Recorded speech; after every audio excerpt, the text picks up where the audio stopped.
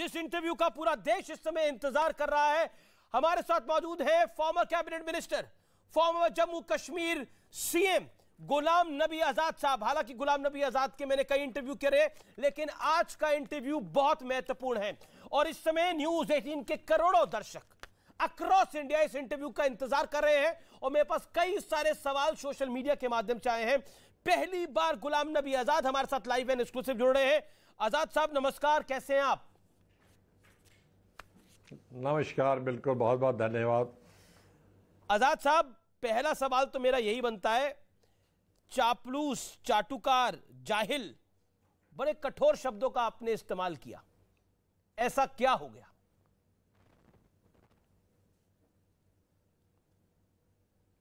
मैं करना नहीं चाहता था। जब मैं ड्राफ्ट कर रहा था लेटर, तो 3 दिन मुझे नींद नहीं आई ये निर्णय लेने के बाद, और उसके निर्णय लेने के बाद भी 3 दिन नींद नहीं आई। ये बड़ा कठोर डिसीजन, ये बड़ा डिफिकल्ट डिसीजन था। 52 साल पहले मैं ब्लॉक कांग्रेस कमेटी का जनरल सेक्रेटरी था पोस्ट ग्रेजुएशन के बाद। आज तो पोस्ट ग्रेजुएशन के बाद कोई ब्लॉक सेक्रेटरी नहीं बनना चाहता, हम थे। तो उसके बाद आज पार्टी से नाता छोड़ना बहुत कठिन डिसीजन है। एक जैसे घर में कोई मौत होती है, मायूसी होती है, वैसा डिसीजन है। लेकिन आप अंदाजा कर सकते हैं कि कितनी परेशान हम होंगे कि हमारी बात नहीं सुनी होगी जी।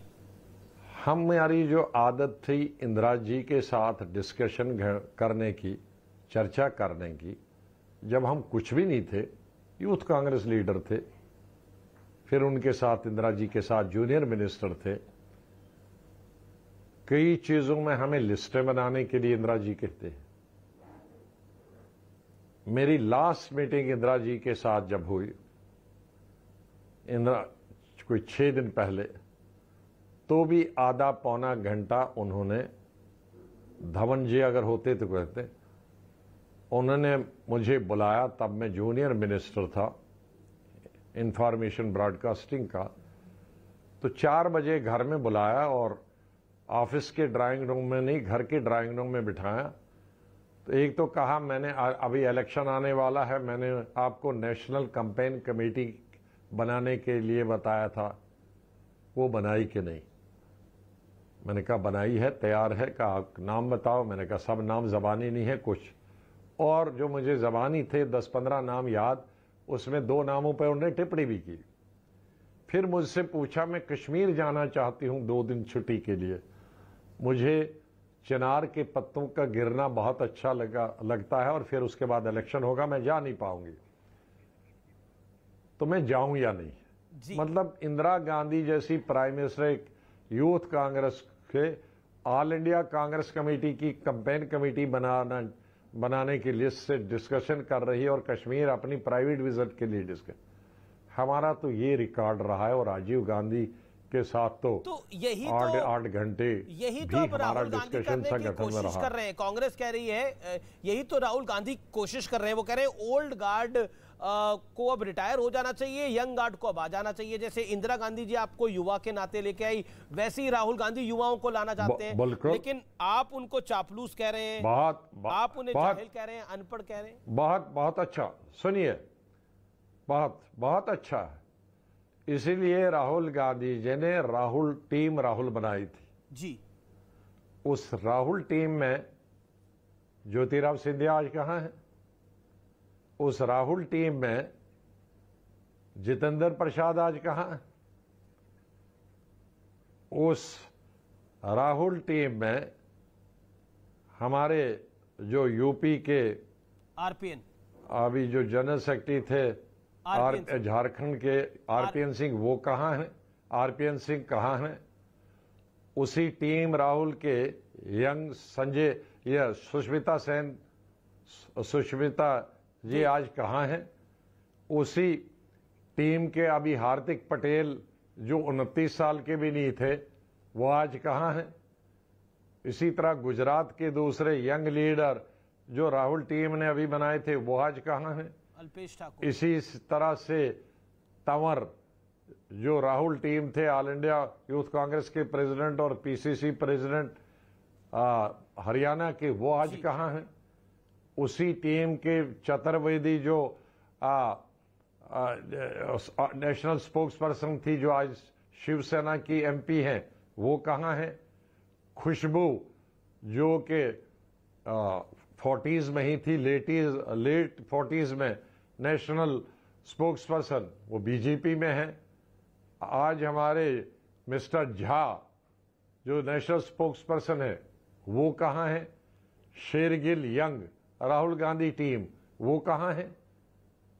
तो टीम ही उनकी बजी। यार 60 से ऊपर वालों को प्रॉब्लम है, ये 40 और 50 वालों को क्या प्रॉब्लम है। आजाद साहब, ये राहुल जी के साथ युवा भी नहीं है, आप जैसे वरिष्ठ लोग भी नहीं है, प्रॉब्लम कहाँ है। आप कह रहे हैं अनपढ़ों की जमात हो गई है, जाहिलों की जमात हो गई है। आप प्रॉब्लम आप यही नहीं है कि 60 वाले चाहे नहीं और 50 वाला से नीचे आपके साथ कोई चलता नहीं है। जो थे भी आपने टीम 15 साल बनाई वो सब भागे। आप बताइए कसूर किसका। मेरा कसूर है। हम तो लिस्ट से आउट हो गए हैं। हम तो खिलाड़ी से भाई कैप्टन आप आउट हो गए, आपने ओवरेज हो गए। और जो खिलाड़ी कैप्टन थे 21 में से वो सब भाग रहे हैं। आपने एक आरोप लगाया, तो इस पे भी तो होना चाहिए। मैंने आपकी चिट्ठी को पढ़ा, आपने एक आरोप लगाया कि पीए और सुरक्षा कर्मी फैसला लेते हैं। इसके संदर्भ क्या है, इससे आपका संदर्भ क्या है। देखो सीनियर लीडरों से तो मिलते नहीं जी। राहुल जी ने जब इस्तीफा दिया तकरीबन 2-2.5 साल हुए, उसके बाद उन्होंने अपॉइंटमेंट देना बंद कर दिया।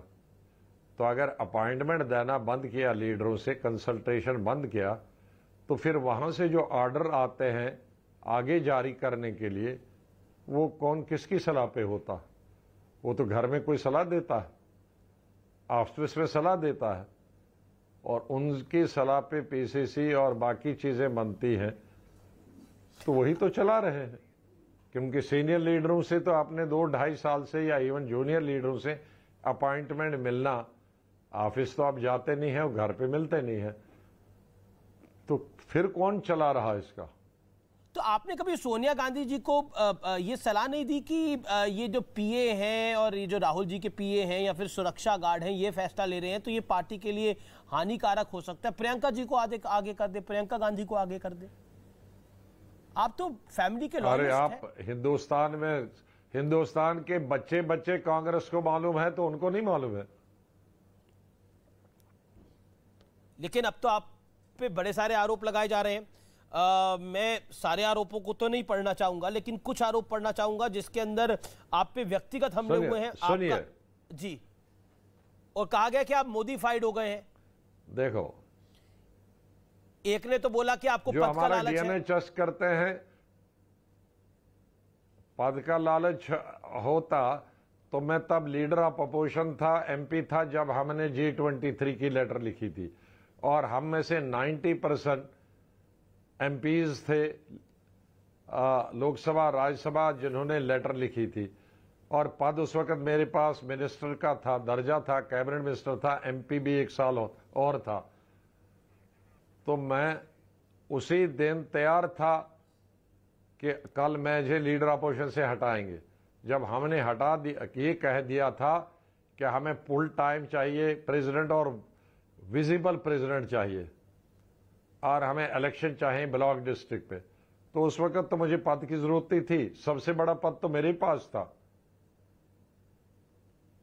और एमपी भी में था। लेकिन अब आपने खुद ही, लेकिन आप तो तभी रडार पे आ गए ना गुलाम नबी जी। आप तो तभी रडार पे आ गए जब आपने बोला आपको विजिबल प्रेसिडेंट चाहिए। हाँ, तो विजिबल तो चाहिए, क्योंकि जिसको हमने बनाया था परमानेंट प्रेसिडेंट वो रिजाइन कर दिए। तो हमने सोनिया जी को सिर्फ 6 महीने के लिए बनाया था, मैंने नहीं, वर्किंग कमेटी ने। तो 6 महीने जब हमने लेटर लिखा, 6 महीने खत्म हो रहे थे, तो इसलिए हमने, खुद सोनिया जी ने कहा था मैं 6 ही महीने के लिए बनूंगी, and that was supported by, लेकिन तो सोनिया जी ने खुद ही बनाया मैं 6 महीने से नहीं रहूंगा। लेकिन राहुल जी पॉलिटिकल, राहुल जी अगर विजिबल नहीं रहते तो वो व्यस्त कहां रहते, बिजी कहां रहते हैं राहुल जी? अब ये जाने और वो जाने, ये लोग उनसे पूछे, मुझसे क्यों पूछते हैं? नहीं, पर आपने तो पार्टी का कामकाज देखा, कभी आपने पूछा भी होगा राहुल जी से या सोनिया जी से कि कहां बिजी रहते हैं राहुल जी, इतने व्यस्त कहां रहते हैं? आप जब इनविजिबल होते हैं वो पूरी दुनिया जानती है, आप भी जानते हैं कहां जाते हैं, ये भी आपको मालूम है, मुझसे क्यों पूछते हो? जी, लेकिन क्योंकि एक नेता ने, एक कमेटी के चेयरमैन, जहां सुनिए जी, जहां अभी गए हैं वहीं जाते हैं। अभी तो वो कह रहे हैं इलाज कराने के लिए गए।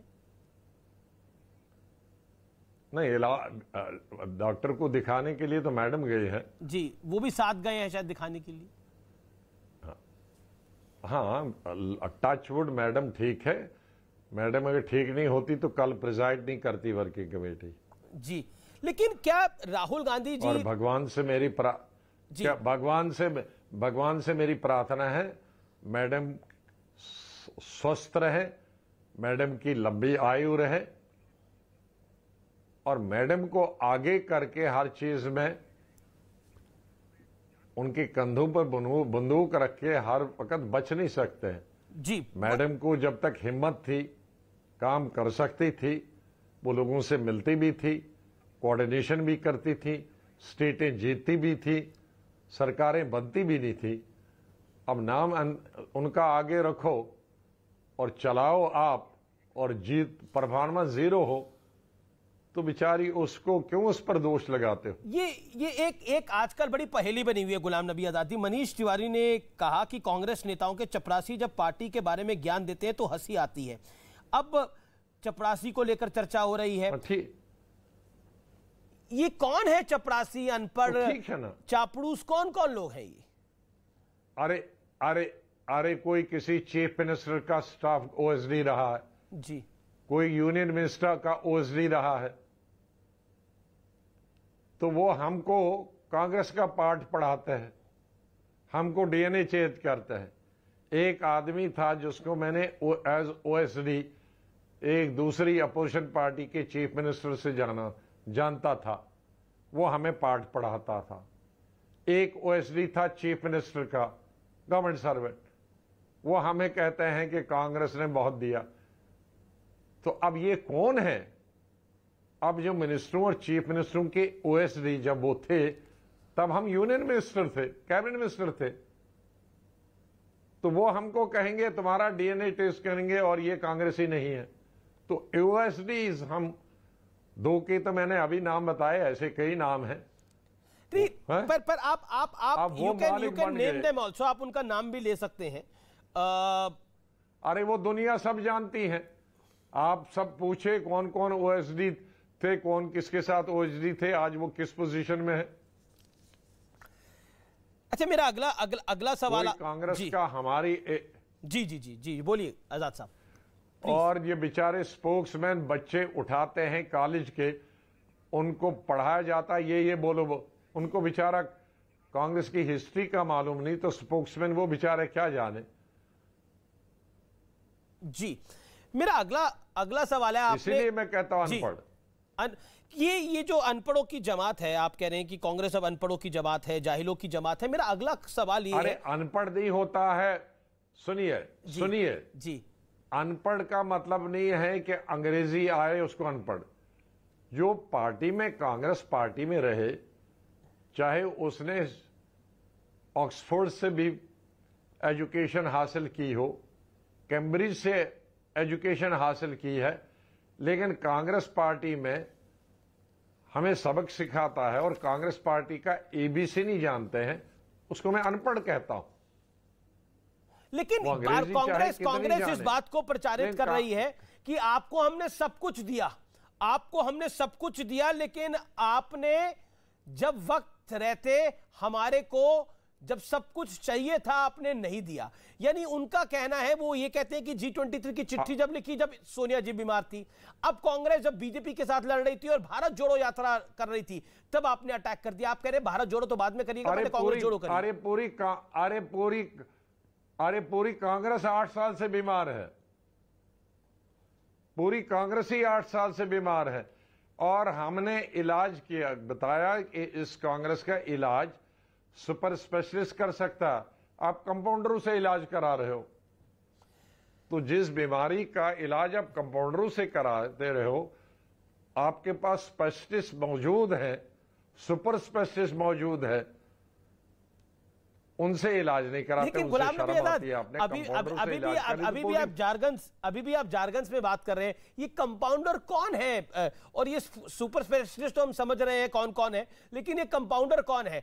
क्या आपको लगता है जी, आप कांग्रेस में सबको, मैंने आपको अगर लेटर आपने पढ़ी है, आप सिर्फ लेटर पढ़ते हो, राहुल गांधी मैंने पूरी लेटर पढ़ी है, 5 पन्ने की लेटर दो, अगर पढ़ी होती तो मैंने कहा उसमें कि 100% स्टेटों का इंचार्ज रहा हूं फ्रॉम टाइम टू टाइम, और 90% स्टेटें जीती हैं जी, पूरी पता है, आंध्रा, पंजाब। मुझे दिया, अरे साहब वो तो आज की बात है। मैंने सोनिया गांधी ने मुझे 8 स्टेटें दी पहले 6 साल में, उनमें मैंने 7 जीती, उनमें एक स्टेट वो भी है जिसकी वजह से यूपीए बनी। तो अब मैंने दिया उनको कि उन्होंने मुझे दिया।